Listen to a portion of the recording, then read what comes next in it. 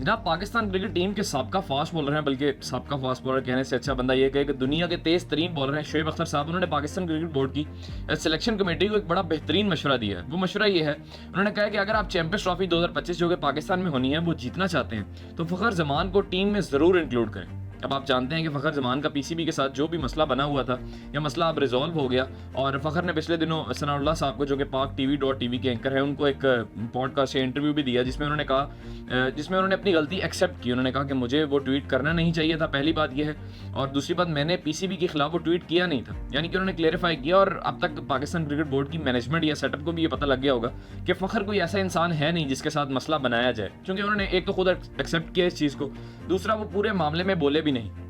मतलब उनके खिलाफ जो जो स्टेप लिए गए उन्होंने उस पर कुछ भी नहीं कहा, उन्होंने बिल्कुल चुप इख्तियार कर ली और वो साइड पर हो गए और अब आकर वो चैंपियंस कप खेले। और आप सब जानते हैं कि उनकी कारकर्दगी कैसी रही। उन्होंने फाइनल में भी 90 रन किए, उनका बाउंड्री पर कैच हो गया, हालांकि वो उस दिन 100 कर सकते थे। तो वो उनकी फॉर्म भी लगी हुई है और जो कहकर उनको निकाला गया कि यार फ़खर के फिटनेस मसाइल हैं, फ़खर फिट नहीं है, तो आप सब ने देख लिया कि उन्होंने पूरा चैंपियंस कप खेला भी। और उन्होंने ये भी उसमें कहा, जिस बात की मुझे तो खैर समझ नहीं लगी, उन्होंने ये भी कहा कि मैंने खुद पीसीबी से 2 माह का रेस्ट मांगा हुआ था। बहरहाल जब आप किसी इदारे के खिलाफ बात करते हैं और इदारा आपको सज़ा देता है तो सज़ा का जो एक पार्ट होता है वो ये भी होता है कि आप एक्सेप्ट करें कि गलती आपने ही की थी और आप जिस वजह से बाहर बैठे हैं वो भी आप खुद हैं। तो उन्होंने ये एक्सेप्ट किया, बहरहाल अच्छा बच्चा बन के। उन्होंने कहा कि पीसीबी के साथ मेरा कोई लेना देना नहीं था, मैंने सिर्फ एक ट्वीट इसलिए बाबर के हक में की थी कि जो बहुत से साबका क्रिकेटर्स बोल रहे हैं कि बाबर को टीम में नहीं होना चाहिए, तो मैंने उनको कहा था कि जब विराट कोहली पर बैड पैच आया था तो इंडिया ने उनको टीम से नहीं निकाला था, तो यही मैंने तौर बाबर के लिए इख्तियार किया कि बाबर को भी टीम से नहीं निकलना चाहिए। मैंने पीसीबी के खिलाफ ऐसी कोई बात नहीं की। तो अब शोएब अख्तर साहब ने ये मशवरा दिया कि अगर आप चैंपियंस ट्रॉफी जीतना चाहते हैं तो फ़खर जमान को इंक्लूड करें। और मैं भी आपको यही कहता हूँ कि फ़खर एक वाहिद पाकिस्तान का ऐसा प्लेयर है जो आपको सिंगल हैंडेडली मैच जितवा सकता है, इवन दो वो कोई पूरे टूर्नामेंट में परफॉर्म नहीं करता, लेकिन नॉकआउट स्टेजेस पे, जैसा कि चैंपियंस ट्रॉफी के फाइनल में उन्होंने परफॉर्म किया। ऑस्ट्रेलिया के खिलाफ 2021 वर्ल्ड कप का जो सेमीफाइनल हुआ था वहाँ उन्होंने 73 रन किए थे, स्टॉक को 3 लगातार छक्के उन्होंने मारे थे। मतलब आप देख लें चैंपियंस कप के फाइनल में भी उन्होंने 90 किया, हालांकि पूरे टूर्नामेंट में एज सच वो परफॉर्म नहीं कर सके, लेकिन जो फिटनेस के उनके वो मसाइल थे जो कहकर उनको निकाला गया था वो आपने देख लिया कि वो फिट है। जो कह रहे थे कि मैच फिट नहीं है, चलो वो भी समझ आता है कि ठीक है आपने उनको थोड़ा सा टाइम दिया किसी बड़े टूर से पहले, लेकिन अब उनको इंक्लूड करना चाहिए। और आप देखें कि साइम अयूब जिस तरह की फॉर्म में है, जिस तरह उन्होंने अभी साउथ अफ्रीका में 300 किए, 98 नॉट आउट किया, जिस तरह की फॉर्म उनकी लगी हुई है, और साथ फ़खर जमान अगर आ जाते हैं तो क्या killer opening pair Pakistan cricket team का बनेगा। तो यही मशवरा शोएब अख्तर साहब ने भी दिया है। और दूसरा, मैं ये समझता हूँ कि पाकिस्तान का जो करंट वनडे सेटअप है वो T20 और टेस्ट सेटअप से बहुत बेहतर है।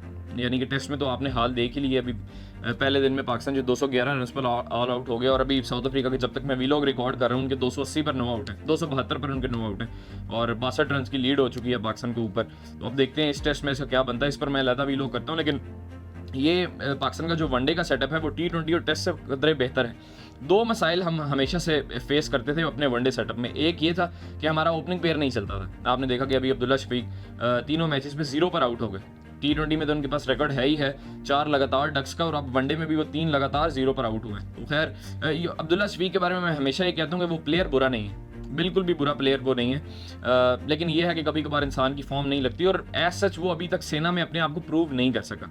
जो उनकी डेब्यू सीरीज थी न्यूजीलैंड में, वहाँ वो 4-0 लगातार उन्होंने किया। अब ये साउथ अफ्रीका में सीरीज जल्दी आउट हो गए, ऑस्ट्रेलिया की सीरीज में जल्दी आउट होते रहे। तो एज सच उन्होंने सेना में अपने आप को प्रूव किया नहीं, और किसी भी बैट्समैन का या किसी भी एशियन स्पिनर, किसी भी एशियन बैट्समैन का कद काट वहीं से नापा जाता है कि यार ये सेना में कैसा परफॉर्म करता है, Australia, England, New Zealand, West Indies, ये वहाँ कैसा परफॉर्म करता है, फिर उसके एनालिसिस किया जाता है कि यार ये हाँ इतना बड़ा प्लेयर है। और बाबर आजम का भी यही हिसाब है, बाबर पर भी बात करते हैं। तो ये शोएब अख्तर साहब ने मशवरा दिया कि फ़खर और साइम की जोड़ी बनाई जाए। मैंने आपको बताया कि पाकिस्तान के वनडे सेट में 2 मसाइल हैं, एक ओपनिंग का, वो इससे हल हो सकता है, और दूसरा हमारे पास कभी भी सईद अजमल के जाने के बाद हमारे पास कोई एक मेन स्पिनर आया नहीं था।